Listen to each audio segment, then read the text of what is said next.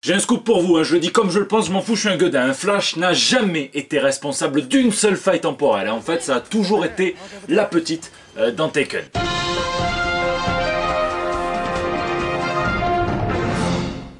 Ah mais c'est vrai, regardez, en 3 foulées, elle a créé tout un multiverse, la meuf. Même Grant Morrison est jaloux. Rassurez-vous, non, nous ne sommes pas mercredi, hein, nous sommes bien mardi matin. L'émission sort avec un jour d'avance, puisqu'après je file au Festival International de la Bande Dessinée et du comics, et surtout de Batman à Angoulême. Donc j'aurais pas pu sortir le format dans de bonnes conditions mercredi matin, car oui, ici, votre fidèle commis des comics, vous êtes dans le 176e JT Comics, et tout de suite, eh bien, c'est les news de la semaine.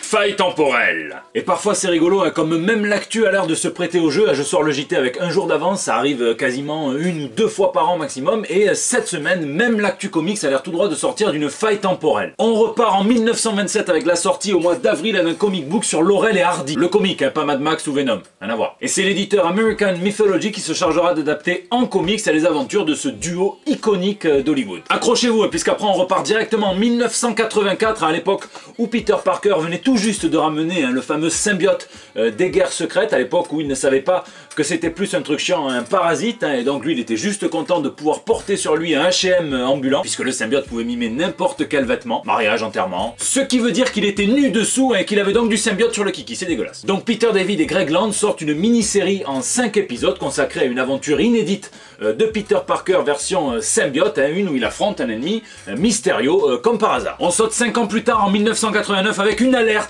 Kevin Smith en bonne et due forme, puisqu'il a déclaré dans son podcast que pour les 20 ans de Batman Beyond, il faudrait faire un live action et un film où Michael Keaton reprendrait son rôle du Chevalier Noir avec donc un protégé. Il a dit qu'une fois qu'on aurait l'idée en tête, on ne voudrait plus que ça, donc je vous laisse me dire dans les commentaires. Boum, on se téléporte 2 ans plus tard en 1991 avec Rob Liefeld qui crée chez Marvel un nouveau mutant nommé Major X. Insérez ici toutes vos blagues de cul. Et selon Marvel, ça ferait 25 ans que l'artiste aurait l'idée en tête, donc je me demande pourquoi est-ce qu'il ne l'a pas sorti au moment où il avait encore les clés de la baraque, il y a 25 ans. En tout cas, le personnage de Major X vit dans une dimension paradisiaque pour les mutants qui s'appelle Existence, et donc X c'est le X en anglais, X, impossible à dire en français. Donc les mutants se la coulent douce, mais apparemment ça va virer au cauchemar, un petit peu comme quand tu penses à Christine Boutin pendant l'amour, et du coup, notre personnage de Major X va se téléporter dans notre dimension à nous, et il va tomber pile entre le New Mutants numéro 98 et le premier X-Force, donc 2 issues iconiques. On surfe clairement sur une vague de nostalgie, d'autant que Brent Peebles fera les dessins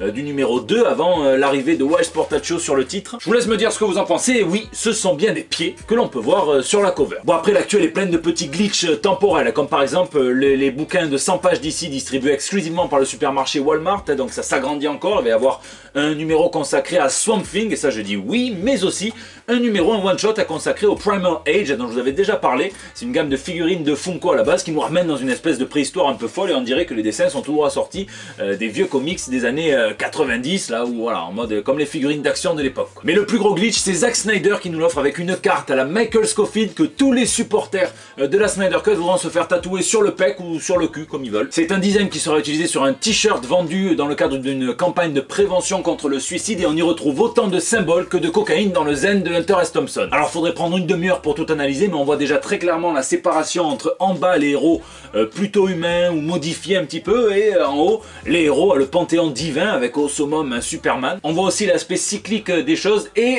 le truc qui fait le plus parler les fans, c'est ce bébé tout en bas avec un petit spermatozoïde qui lui court après. Certains théorisent qu'il s'agirait du bébé de Clark et de Lois Lane, et que c'est pour lui que va se sacrifier Batman, d'où l'épée dans le cercueil, Batman face à Darkseid, dans les plans originels de Zack Snyder, un petit peu comme dans Final Crisis. Ça, moi, c'est mon genre de délire, j'adore quand il y a plein de symboliques comme ça, quand il faut décoder. Là, j'ai pas eu le temps de tout faire, mais je vous laisse me dire ce que vous en pensez dans les commentaires. Je vous mettrai un lien vers l'image dans la description. Bon, je vous laisse vous remettre de ces voyages temporels, et quelque chose qui me fait me dire qu'on est bel et bien en 2019, et c'est l'artiste Jorge Pérez qui a annoncé sa retraite formelle et totale pour des raisons de santé, notamment des problèmes de vision, de vue. Et vous savez quoi, après nous avoir dessiné le Gant de l'Infini, son Crisis on Infinite Earth, sa Wonder Woman, ses Titans, ses Vengeurs, eh bien le monsieur a mérité sa retraite, et je lui souhaite bien du plaisir.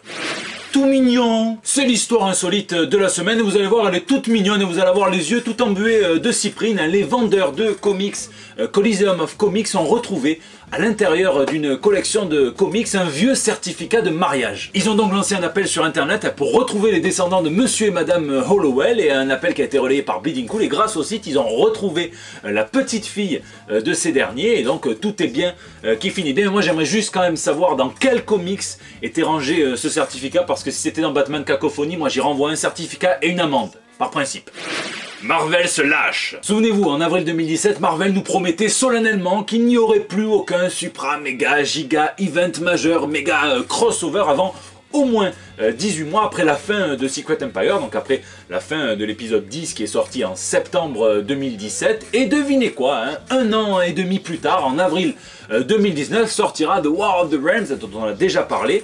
Et il se lâche sur l'aspect majeur du crossover, qu'il compare en termes de portée à Secret Wars. Et là justement il vient d'annoncer qu'on aura droit à plein de séries reliées à une mini-série en 3 parties nommée War Scrolls, qui servira un petit peu de fourre-tout. On suivra majoritairement les aventures de Daredevil qui deviendra le nouveau Heimdall. Faut le faire. Le Punisher aura droit à sa mini-série, on peut le voir procéder à une ablation des amygdales d'un espèce de géant de glace. De qui peut aider lui de toute façon, il a le crâne sur la main. Les X-Men seront aussi de la partie avec une mini-série. Le crossover empiétera évidemment aussi sur les séries régulières, sur Thor, et ils ont même cassé la chose pour l'occasion, sur les Asgardiens de la Galaxie, sur les Vengeurs, sur Venom aussi, et c'est Cullen Bunn qui revient sur le titre pendant que Donny Cates prend une petite pause de 3 mois, le temps du crossover. Et je ne sais pas si c'est une bonne stratégie, puisque comme je vous l'ai dit il y a quelques semaines, Venom est une des rares séries de comics, voire la seule, dont les ventes progressent, continuent de progresser, et ce fortement en plus, même après donc le numéro 3. Même l'écureuillette aura droit d'affronter son lot de monstres mythologiques à Marvel. C'est un petit peu comme un tolard qui sort de prison après 18 mois sans visite conjugale. Ils ne perdent pas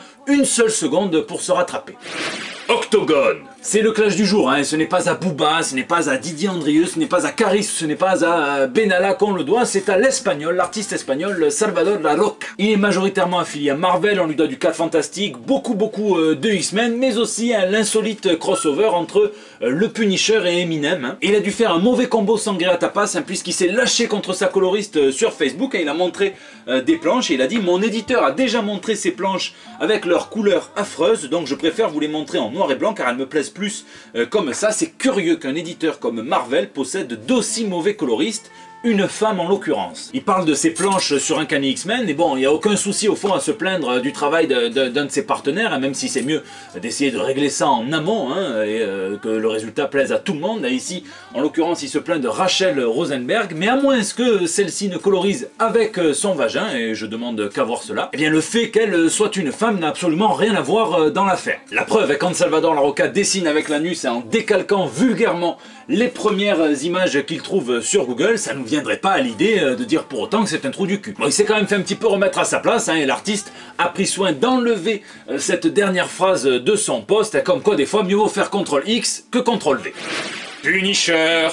Aucun spoil majeur, mais j'ai terminé la saison 2 du Punisher sur Netflix, vous m'avez demandé ce que j'en pensais, et je me suis fait chier. Et en même temps, il y a des trucs qui sont super bien gérés, donc j'aurais aimé qu'on développe plus ça, et je suis très frustré en fait, voilà. Je précise, j'aime pas quand le Punisher est en mode texan de base, et qui tire autant que DSK à la grande époque. Ça me dérange absolument pas qu'il prenne du temps, que ça soit lent, et qu'il développe les personnages, mais bon... des fois, il tape à côté. La série, elle est sauvée, elle toute seule, par le charisme de John Bernthal, donc c'est lui, c'est le Punisher, il est très crédible. Georgia Wiggum en Amy Bendix, elle est super convaincante. Le mec qui joue Pilgrim aussi, j'ai bien kiffé. Personnage classique, mais qui marche bien. Moi, j'avais eu quelques problèmes par rapport à la fin de la saison 1, je trouvais que c'était trop facile, que le rapport à l'autorité, il était pas comme je le souhaitais moi. Moi, je veux toujours qu'il y ait un petit antagonisme. Et là, le souci avec cette saison 2, et comme dans beaucoup de shows Netflix Marvel, c'est qu'à chaque fois, ils font 2 trames narratives à la fois. Il lance les 2, bam. Et du coup, des fois, il y en a une qui vient un petit peu manger l'autre. Et là, j'aurais aimé que ça soit l'autre qui mange l'une. T'as compris. En gros, il y a Madani contre Billy Russo. Les deux me font chier, mais alors d'une force monumentale. Et le Punisher qui, à la base, se bat contre un autre ennemi. Je dis à la base, mais enfin, vous comprendrez. Et du coup, moi, je suis très frustré qu'ils aient pas développé plus cet ennemi grand, là, un petit peu, enfin moi j'aime bien, voilà, le sous-texte de cet ennemi-là me correspond tout à fait, j'aurais préféré voir ça. Si vous voulez que j'arrête de parler en code, on en parle dans les commentaires évidemment. Il y a la situation initiale aussi qui est pas si mal au final, et on regrette que qu'on n'ait pas un petit peu des nouvelles de certains personnages. Et ce final, les 30 dernières secondes sont dégueulasses, je vous le dis. On dirait qu'on passe de la finesse d'un Jason Aaron ou d'un Garth Ennis sur le Punisher à la grosse lourdeur des vieux comics des années 90. Bref, pour chaque truc que j'ai trouvé plutôt bien, il y a un truc qui m'a dérangé, donc ça m'emmerde, et je vous conseille de foncer plutôt sur le Marvel Icons de la série Punisher Max par Garth Ennis et toute une pléthore d'artistes, donc Derek Robertson, Leandro Fernandez pour en citer que deux. Et surtout, dites-moi dans les commentaires où on peut parler librement ce que vous en avez pensé si vous l'avez vu. Vous me remercierez plus tard, c'est cadeau, c'est pour moi, mais ça fait 176 JT qu'apparemment je vous apprends la formule magique pour devenir un héros, puisque DC a lancé une campagne donc, pour les bibliothèques, et ça dit « Be a hero ». Read a book. And then a hero comes along. Donc soyez un héros, lisez un livre et devenez comme Batman. Moi je vous le dis, lisez et lisez. Cette semaine, moi je vais me faire Le Maître, donc la deuxième intégrale de Black Panther avec des dessins donc, de Jack Kirby. Et les monstres attaquent en format deluxe que je prends, et je vous le dis, pour un artbook avec un petit peu plus de bulles que d'habitude, c'est tout. Bon, l'histoire me passionne pas plus que ça, mais par contre je suis fan de Steve McNiven, Adam Kubert j'aime beaucoup, Lenny Francisu j'aime beaucoup, tiens il y a Salvador Larroca, bon lui c'est autre chose, mais quoi qu'il en soit, McNiven a mis 2 mois pour dessiner le tout premier chapitre, tellement c'est compliqué parce qu'il y a toutes les équipes de super-héros, beaucoup de splash page. Donc les graphismes sont ouf, suivant certains chapitres. Et il y a aussi un comics que je n'ai pas ici parce que je me le suis directement fait envoyer à Angoulême par une petite boutique madrilène qui s'appelle Red Flag Comics et qui m'a fait économiser 20 € de frais de port. Le titre TKO de Joshua Desart et d'Alberto Ponticelli qui s'appelle Goodnight Paradise, et les deux auteurs sont invités par Bliss Comics au festival d'Angoulême, donc il me tarde voilà, de revoir Joshua Desart qui est une personne formidable et de faire la connaissance de Ponticelli. Angoulême ça va être d'ailleurs la folie, et ça va être full Batman, et il y a une exposition qui lui est consacrée au musée de la BD, et si c'est comme celle sur Will Eisner, ça va être la folie furieuse. Et il y a aussi la première en salle du documentaire de Scrooge Mystery, en présence et sur Don Rosa et la jeunesse de Picsou, qui est juste voilà, un des meilleurs comics qui existe. Old Man Picsou. C'est l'heure du point Bessadi, toutes les semaines jusqu'à la fin de la campagne on fera un petit point sur la campagne nulle pour l'artbook de Bruno Bessadi, qui en est à 9 421 €, soit 409% comparé à l'objectif qui était prévu de base. C'est complètement ouf. Continuez parce que ça vaut le coup, je connais un petit peu les stretch goals et ça va être monumental. Après à vous de voir si vous voulez qu'un bouquin, si vous en voulez deux, mais je vous ai rien dit. Et dans les commentaires, si vous précisez que vous venez de la part du commis, je vous rajouterai un petit print dans les envois. On s'arrangera avec Bruno puisqu'il m'a dessiné des prints, donc on s'arrangera avec lui. Voilà, c'est la fin de ce JT. Merci à vous qui le regardez, merci à vous qui le partagez, qui mettez des pouces bleus, qui commentez. Merci pour tous vos encouragements. Voilà. J'espère qu'il vous a plu. Je vous laisse réagir sur les réseaux sociaux, sur Facebook, sur Twitter, sur Instagram, dans les commentaires de YouTube. Je réponds à chacun d'entre vous, et c'est là aussi que vous pouvez me laisser vos petits messages pour le bandeau, votre bandeau, El Bando del Pueblo. Je vous fais des bisous et je vous dis à la semaine prochaine pour des nouvelles toutes fraîches. Qui c'est qui m'appelle en privé? I don't know who you are. I don't know what you want. If you're looking for ransom, I can tell you I don't have money. I don't have money. I'm not interested. I don't speak English. Bye bye. Tu veux ce con?